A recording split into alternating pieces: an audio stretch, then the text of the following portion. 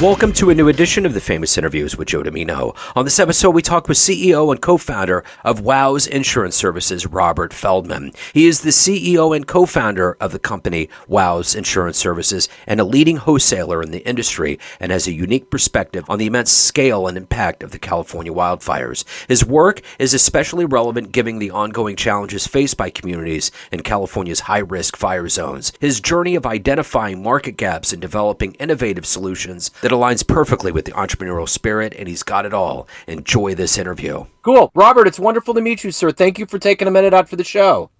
Absolutely. Thank you for having me. Yeah, you bet. So where are you located on the planet? I live in a city called Westlake Village, California. Oh, cool. Where's that by? That is actually towards Ventura. So if you are leaving the San Fernando Valley, the famous valley, and you're driving to Santa Barbara, you actually drive through me. Okay. That's cool. Very good. Well, I'm in the middle of the country. I'm in Kansas City, Missouri. Nice. So I'm looking forward to getting into your life of insurance, being a CEO and co-founder. And to begin that journey, probably something that affected your business model was 5 years ago. This pandemic was raging. So many unknowns, so many things happening. Ultimately, how did you get through that time period, and how did it affect and change the way that you do things now? Well, it was interesting. Obviously, the pandemic was really a major change. What was interesting at the time, actually, was really towards the middle of the fire issues that we're having in California. But what it did was it caused a home explosion, meaning where people were buying homes. And so homes drastically increased in California and during the pandemic, believe it or not, because people were moving from the cities to more of the communities. And we're really getting in more into some of the fire zone areas. So when the pandemic first hit, we thought that we were going to be in a kind of more of a shutdown, or not a lot was going to happen. As an example, because we do homeowners insurance, and like even the first week or two, they shut down the recorder's office. So they weren't doing sales transactions for real estate. And so at the very beginning, we thought that was going to make it a very difficult year. It actually turned it the opposite way. It was at the time, it was one of the best I had in 25 years. So let's get into the heart and soul of what you do on a daily basis. I'm going to put, and there's no better way to do this than to put you in front of kids. So I'm going to put you in front of a bunch of fifth graders. It's career day. The kid in the back of the room is like, hey, what do you do for a living? How do you answer them? Absolutely. I say, I've done this. I have a daughter who I used to have to do this. Yeah. As my daughter's now graduating high school, scary how fast that goes, man. She's graduating in 2 weeks from high school. I'm getting ready to go to college, but I used to have to do that very thing because I'd have her friends all asking me questions. I am the CEO and co-founder of an insurance agency, a brokerage, which is called a wholesale. So what we do is we bring insurance carriers and home insurance programs to California. So what that means to everybody out there is that we're actively trying to solve a crisis. Because right now in California and 8 states, insurance companies are leaving, they're non-renewing, and are just simply raising rates drastically. So the programs we built are trying to save the home insurance that protects individuals' homes. So I've noticed too in Missouri that rates went up quite drastically, and I was trying to figure out why, and they said that it's just happening in select states. I think it was between homeowners and auto, and there was just no real rhyme or reason other than there's just going to be a handful of states that are going to go through this. Yes, well, and I hate to say it, it's every state. There's not really a state that's not affected, and it's affected for different reasons. So like in the Western United States, we get into California, Washington, Oregon, Colorado, Utah. There's 8 to 10 states, just naming a few, that deal with fire issues. Now, the really interesting thing is North Carolina this year had a really bad issue regarding fire. So now we're starting to see some of that on the East Coast, which you've never seen in the past. Okay. Yeah. So in the Midwest where you are, you're dealing with obviously wind and tornadoes and those kind of events. Okay. In the South and Southeast, they deal with hurricanes that are blowing through. Florida deals with hurricanes blowing through. So every part of the United States deals with really a different type of element that's affecting insurance. And so what's happened is the insurance company and the insurance industry has kind of gotten into Einstein's theory of insanity. They do the same things over and over again, and they expect a different result. So you have to think differently on how to create insurance programs to make things that are not only beneficial to consumers, but beneficial to the insurance companies. Interesting. So, what did you want to be when you were 12 years old? What was your dream life? Oh, heck yeah, I played football for all the years, man. I got the too many collisions to prove it, right? The concussions to prove it. That's the whole thing. But I've always been a guy that's been a front person. So I always have like today, as we were just discussing before we started this recording, I'm heading to speak at I can never say the new company's name. CoreLogic has, I think it's Colatity, or I can't say their name. I always screw it. Cotality. I actually said it. There we go. See, nice. It takes a podcast to get me to say Yes. Cotality. I'm speaking at a conference with them today. That's something that I've always been good at, passionate about. With these recent fires in January, I as a wholesaler, we work with insurance brokers to help bring the carriers in.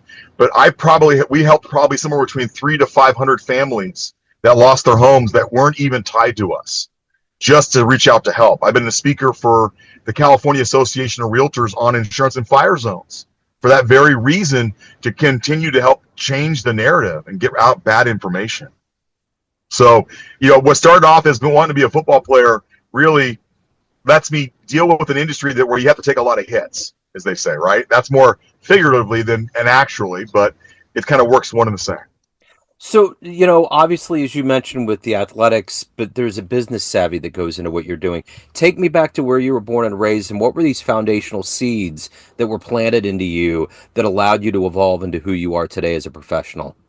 Absolutely. Born and raised in Granada Hills, California, which is in the San Fernando Valley. Obviously playing sports my entire life, and through education and sports, one of the things that I think people really miss about people that are team sports or team. When I recruit, I actually like asking the question of when I'm bringing people in, were they into athletics? Were they into sports? It's not a deal killer when I hire, but it's definitely a leg up. And the reason for it is people that were on teams, you realize that you have to realize how to make a greater good. How do you move the needle? How do you bring everybody together to move things forward? When you're not in sports, or if you're in I make ITs about golf and tennis where you're solo. Well, it's 100% on you. Those are generally entrepreneurial type people that really can depend on themselves. So if there's a mixture of both, I like listening to both. But I think the sports that I played across the board, which were both solo sports and team sports, really helped generate my just not just enthusiasm, but just being able to weather the storms. There's times when, you have to gather yourself. When you're a CEO of a company, the buck stops with you. And so being able to realize that and deal with that is what I've been doing for my entire life, and at least 25 plus years now in the insurance industry. So who's been kind of a hero, kind of that inspirational force for you in your life? I've been very lucky to have a lot of great mentors in my life. Really great mentors. For me personally, if you were to ask me, one of the greatest channels that was around for a long time, I don't think it's on anymore, was the Biography channel. Yeah. I'm a believer of those who don't study history are doomed to repeat it. Okay. And so, one of the ones that I like a lot, who I read the memoirs on all the time and read constantly, is George Patton, the Tank Commander. And so, because I really honestly believe that, there's a lot that you can be learned from a military or battle strategy when you're in an industry like mine, is learning how to take on certain things and be able to organize a plan so that you can actually make things better. Now, I know that sounds terrible when you think about military, which is wars and things, but it can be related to that very thing. But mentors, like I had a great mentor that I'm sorry has passed away, a gentleman named Dave Spence. I was very lucky to meet with him very early on. My father-in-law was a senior executive at a company for insurance, and I was very lucky to have him as a mentor. These are just incredible people that kind of taught me how to mentor others. I have a great group of two business owners, but I've got a couple great people right now that I'm mentoring that are part of our company that are as our startup grows. And so being able to mentor people by learning from mentors is probably one of the greater things you could ever do. It's the giving back, as I would argue. So, with anything in life, as we get older and work jobs and figure out what we're good at, when did you know that you found your proverbial professional voice? You found your vocation. Was there a client? Was there a first job? What was the moment where you knew this is what you needed to be doing with your life? Well, you know what it is really is I've always had the disposition of wanting to help people. I do a lot of nonprofit work. If you were to look me up on Instagram, I actually have a fun Instagram site. It's called Barbecue. Bob period B period QUE. I do a lot of nonprofit. I have big trailers that I do. I do nonprofit give back. Insurance was one of the ones that really gave me the ability to work with people and really to help people and really help people in their time of need. If you really think about how horrific these fires are, you know, it's really the first couple fires when I was able to actively be involved helping consumers put their lives back together, clients put their lives back together, was really the click in moment of knowing that this is what I wanted to do. And so that's where it comes into play.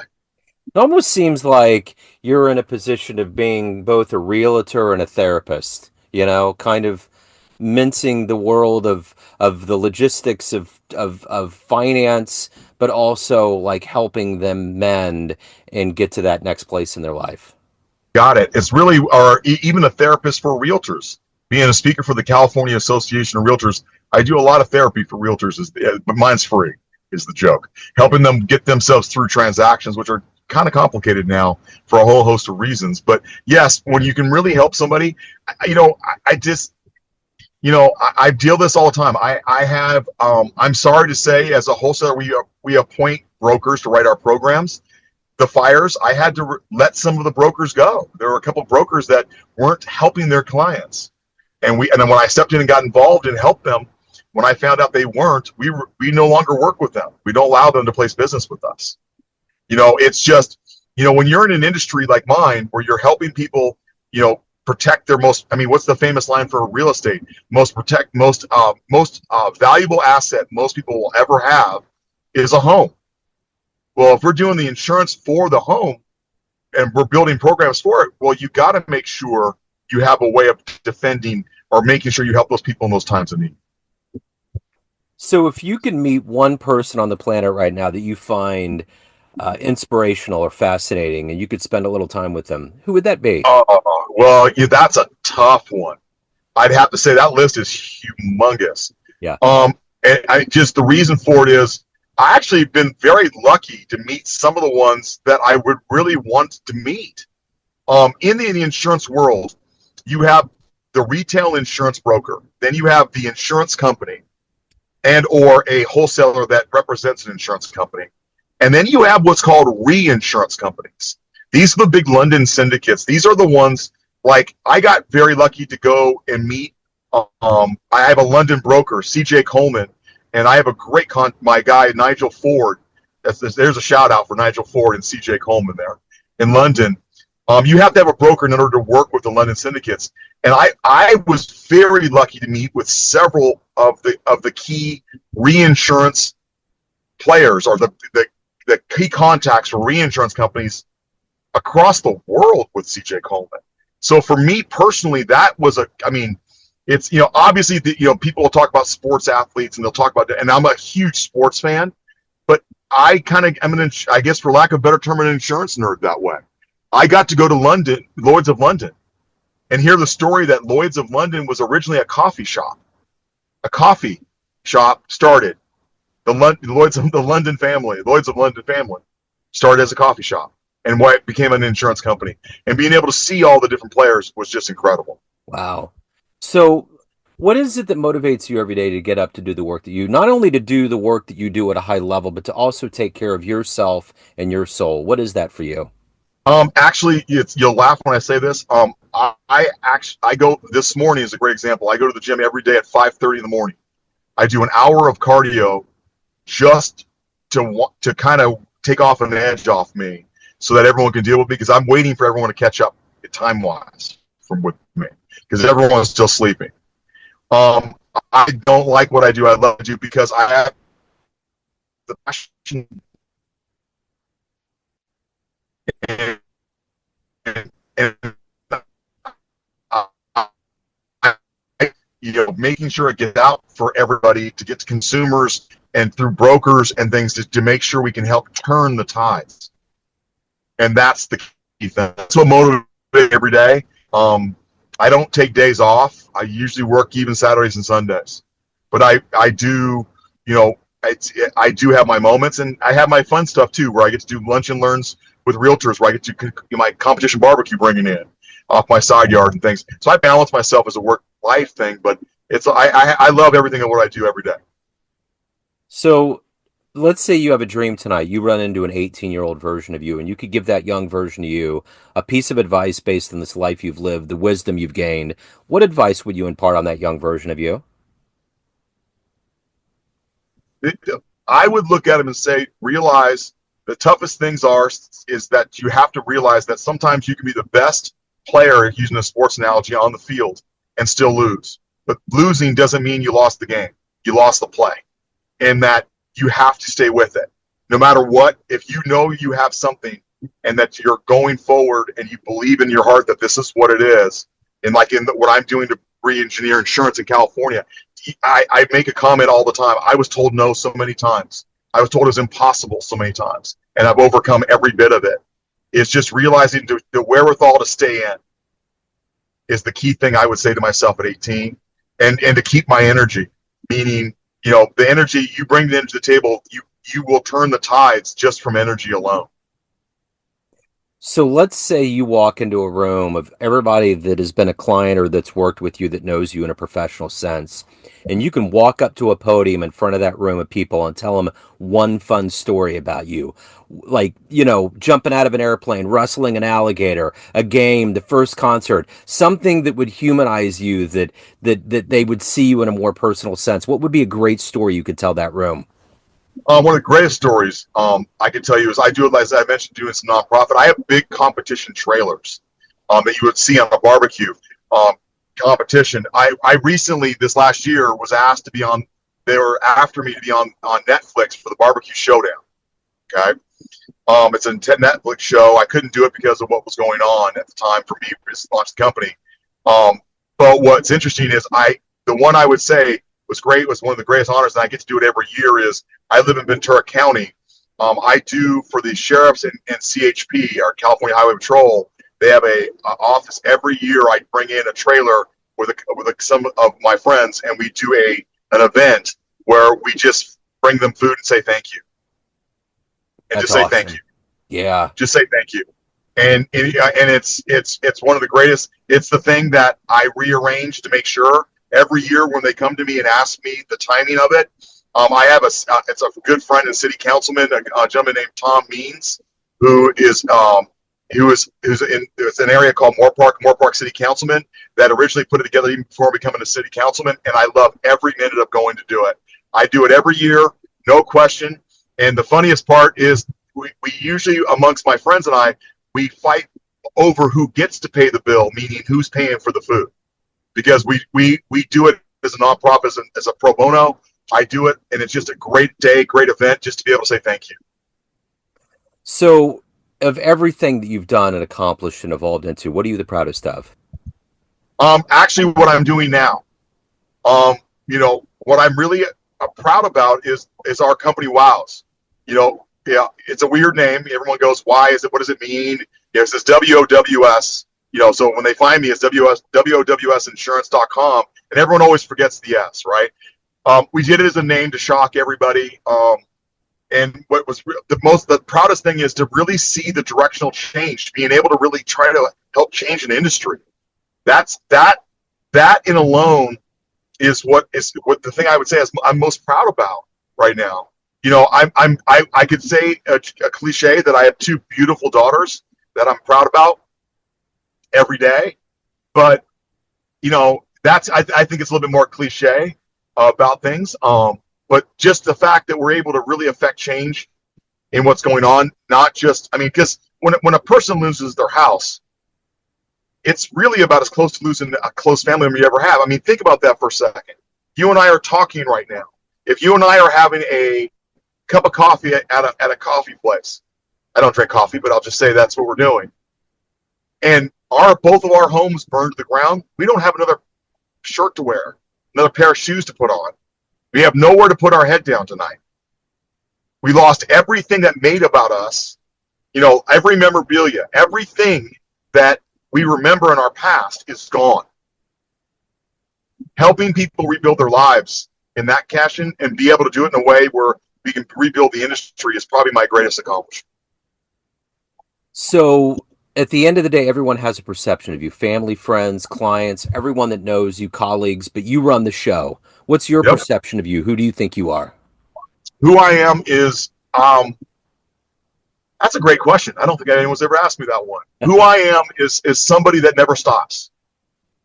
I'm someone who I've been classified as a crusader, and I take that as a huge compliment. Meaning that when I believe in something, I believe in it so strongly, like what I'm doing now, that I will lay it completely on the line and never stop. And so people that know me know that I am loyal to a fault, and that I will go to the ends of the earth to help people. So that's kind of how people, I think, look at me personally. So as a football guy, I got to know, if we get off this call and a time machine pulls up and you can go anywhere in the history of sports and see one game, where are you going? Oh man, there's so many games. That's like saying, what fish would you like from the ocean to cook tonight? Yeah, right. I mean, there's so many great games. I've always been a Oklahoma fan growing up. I've been a Sooners fan, hopefully not to get you upset. I mean, I'm assuming a Missouri Tiger fan where you are. I've had a rendezvous with Oklahoma. I'm down with that. Yep. And man, I'll tell you, I've been lucky to see some incredible games. Being with insurance companies always have ties to football. I was very lucky to be, like, one of the greatest games I ever saw was when Texas and Vince Young beat USC at the Coliseum. Yeah. Or excuse me, not Coliseum, the national championship game in the Rose Bowl. I was at a game where in 2004 when Ohio State played LSU for the national championship game, and LSU came back to one, and I watched 70 or 80,000 people march from the Superdome into the French Quarter. Wow. I mean, these are just incredible games. I mean, obviously there's tons of Super Bowls, that everyone would say they want to see. I just, people work. One of my mottos I always use is work hard, play hard. Yeah. So, I do try to make sure when I'm trying to burn off steam, I'll catch during football season a lot of games. I had a lot of insurance companies over the years bring me out to speak at different conferences or things, knowing that I'm a football fan and making sure I get to go see games. And so, that was always a good payoff. I'd do it for free if I could go to a game. So it's the joke. Wonderful. So. Yeah. So if anyone wants to reach out, they want to learn more, they want to hire you, any of the good business, where do they go? Yep. The easiest part I mentioned earlier, our website's wowsinsurance.com. That's WOWS insurance.com.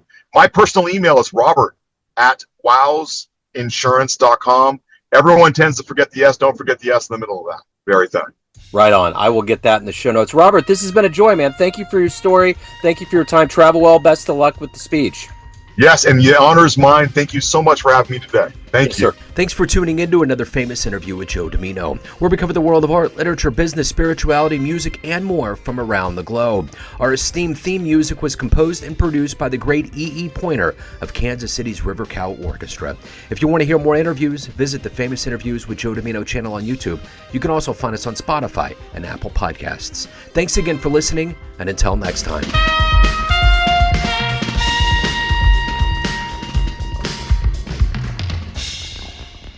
Hello, friends. Joe Dimino here. I just wanted to let you know that after 30 years or so, I have finally released my first book of poetry through the mighty Spartan Press here in Kansas City, Missouri. As the creator and host of both Neon Jazz Radio and the Famous Interviews with Joe Dimino podcast, Along with being a visual artist, I'm ready to embark on a new adventure and want you to be a part of it. You can get a copy online via Barnes & Noble, Amazon, and actually on the streets in Kansas City at the great Prospero's bookstore off 39th Street. You can also visit joedimino.com for links to the book, to more poetry, and everything in my world, including paintings. Thanks for all of the love and support over the years, and please dig the words. Hello, friends. Joe Dimino here. I just wanted to let you know that after 30 years or so, I have finally released my first book of poetry through the mighty Spartan Press here in Kansas City, Missouri. As the creator and host of both Neon Jazz Radio and the Famous Interviews with Joe Dimino podcast, along with being a visual artist, I'm ready to embark on a new adventure and want you to be a part of it. You can get a copy online via Barnes & Noble, Amazon, and actually on the streets in Kansas City at the great Prospero's bookstore off 39th Street. You can also visit joedimino.com for links to the book, to more poetry, and everything in my world, including paintings. Thanks for all of the love and support over the years, and please dig the words.